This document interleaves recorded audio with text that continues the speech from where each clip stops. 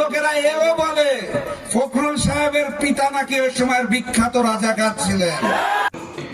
দেখেন এনসিপি এখন বিনা ভোটে নির্বাচিত হওয়ার জামাতে ইসলাম কোন ইসলামী দলই না। যে আমির সাহেব তিনি নাকি মহিলাদেরকে খুব অস্থির। প্রিয় দর্শক, আপনাদেরকে স্বাগত। এখন দেখবেন ভিডিওর অংশবিশেষ। ভিডিওটি না টেনে সম্পূর্ণ দেখুন।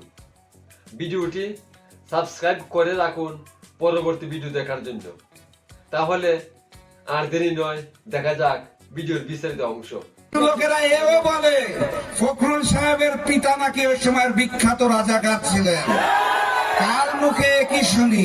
মিথ্যাবাদী মির্জা ফখরুল ইসলাম আলমগীর তাদের দুর্নীতি এবং চাঁদাবাজিকে লাল কার্ড দেখিয়ে দাঁড়িপাল্লাকে জয়যুক্ত করবেন। ওই লন্ডন থেকে একজন মুফতি এসেছে, জানান নাকি আপনারা? এসে নাকি কি কার্ড বিতরণ শুরু করেছে, পেয়েছেন হাতে? কার্ড বিতরণের গল্প শুনে এই আগামী নির্বাচনে ভোট দেওয়া যাবে না। এক আমলে শুনেছিলাম 10 টাকার চাল পাওয়া যাবে, চাল পেয়েছিলেন? এই দফাতেও হাতে কোনো কার্ড এসে পৌঁছাবে না। কার্ড যদি পৌঁছায়ও সেই কার্ড হাতে নেওয়ার জন্য কত টাকা বা নতুন করে চাঁদা দিতে হবে সেইটা তো বলেন না। লন্ডন থেকে আসা মুফতি সাহেব নতুন নতুন স্বপ্ন দেখাচ্ছেন আমাদেরকে। উনি বলতে চান আই হ্যাভ আ প্ল্যান, আমার নাকি পরিকল্পনা আছে। তারপর থেকে দেখি মানুষ হত্যা শুরু হয়ে গেছে। পরিবারের মা বোনদের সম্মান দিয়ে কার্ড দেওয়ার কথা বলে ওই নতুন জালেম বিএনপি বাংলাদেশের বিভিন্ন জায়গায় আমার মা এবং বোনদের গায়ে হাত দিচ্ছে। কথাবার্তা পরিষ্কার, নতুন বাংলাদেশে আমার মা এবং বোনদের ইজ্জত দিয়ে ছেলেমেয়ে খেলতে দেব না। সংগ্রামী সাথী এবং বন্ধুগণ, আপনাদের এই অঞ্চলে একজন প্রার্থী আছেন, নাম করা প্রার্থী, বর্ষিয়ান নেতা মির্জা ফখরুল ইসলাম আলমগীর। জামাতে ইসলাম কোন ইসলামী দলই না।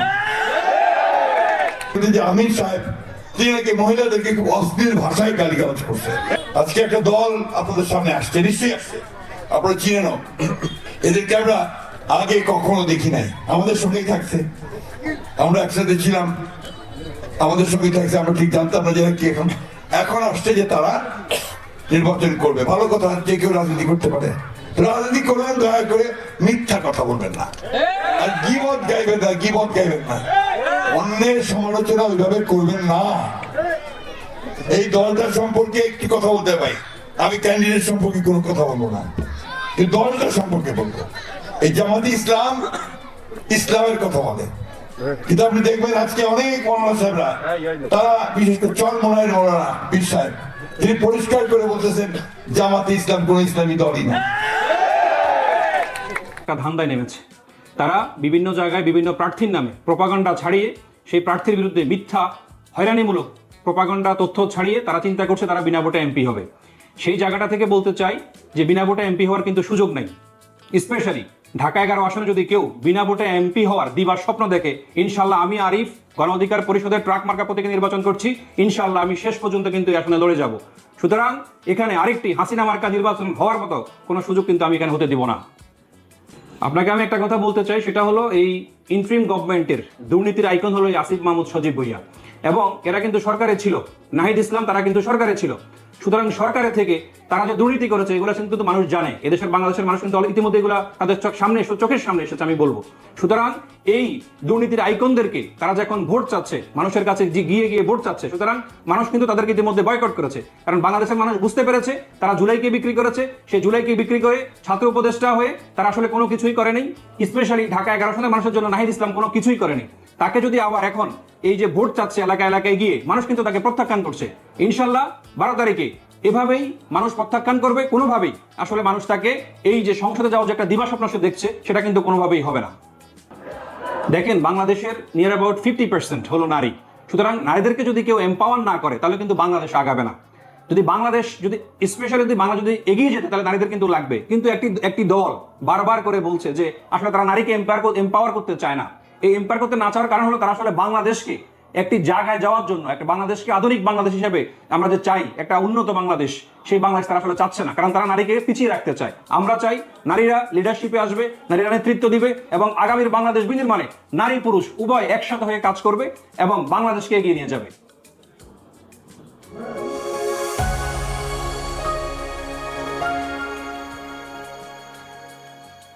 ওনারা এখন সাইবার অ্যাটাক শুরু করেছে, প্রযুক্তি দিয়ে সাইবার অ্যাটাক করে আমাদের প্রিয় নেতা আমিনুর জামান যে কথা কোনোদিন বলেননি, সারা জীবনের রাজনীতি তার নেক মানুষের যে চরিত্র, যে কথা কখনো তিনি বলতে পারেন না, দেশের মানুষরা জানে। সাইবার অ্যাটাক করে বঙ্গভবনের একজন প্রোগ্রামার, অ্যাসিস্ট্যান্ট প্রোগ্রামারকে দিয়ে ইন্ডিয়ান অরিজিনেটেড একটা ভাইরাস দিয়ে আমাদের আমিনুর জামাতের টুইটার অ্যাকাউন্টকে হ্যাক করে মিথ্যা তথ্য দিয়ে সেই দিন এই ছাত্র দলকে ঢাকা বিশ্ববিদ্যালয়ের টিএসসিতে যখনই হ্যাক হয়েছে তখনই ছাত্র দল কর্মসূচি ঘোষণা করেছে। আমরা মনে করি বিএনপি বঙ্গভবন ইন্ডিয়ার সাথে প্যাকেজ প্রোগ্রাম করে জামাত ইসলামী ধ্বংস করার সাইবার অ্যাটাক শুরু হয়েছে। এখানকার কৃষক, শ্রমিক, মজুর, দিনমজুর, অভাবী, অন্নহীন, বস্ত্রহীন, ক্ষুধার্ত মানুষের আহাজারি আলোচনায় সমালোচনায় এটা কি আছে যে তারা এখন পরিবর্তন দেখতে চায়? আমরাও সেই পরিবর্তন চাই। কি বলেন? সেই পরিবর্তন মানে কি? পরিবর্তন মানে হলো স্বাধীনতার 54 বছর ধরে যারা দেশ শাসন করেছেন তাদেরকে লাল কার্ড দেখাতে হবে। যারা এই স্বাধীনতার পরে 54-55 বছর দেশ শাসন করেছে, তোমরা আর নয়, তোমাদেরকে বাদ দিয়ে নতুন সমাজ, মানবিক সমাজ, নতুন শাসক যারা একটি নতুন বাংলাদেশ উপহার দেবে, আমরা তাদেরকে ক্ষমতায় দেখতে চাই। বিএনপি এখন বলে আমরা সব করে দেবো, ফ্যামিলি কার্ড, কৃষক কার্ড। ভুয়া কথা বলার জন্য একটু থামেন, শোনেন, ভুয়ার তো একটা লিমিট আছে। মিথ্যা এবং গুজব বানাইতে গেলে মিথ্যার মধ্যে ভুল হয়।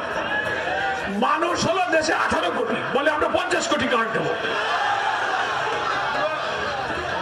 আর মানুষ জানছে, আপনারাই একবার ক্ষমতায় আসার আগে বলেছিলেন বেকার ভাতা দেবেন, কৃষকদের বিনামূল্যে সার দেবেন, অনেক ওয়াদা করেছিলেন, সব ব্যর্থ প্রমাণিত হয়েছে। সুপ্রিয় দর্শক, এতক্ষণ সাথে থাকার জন্য ধন্যবাদ।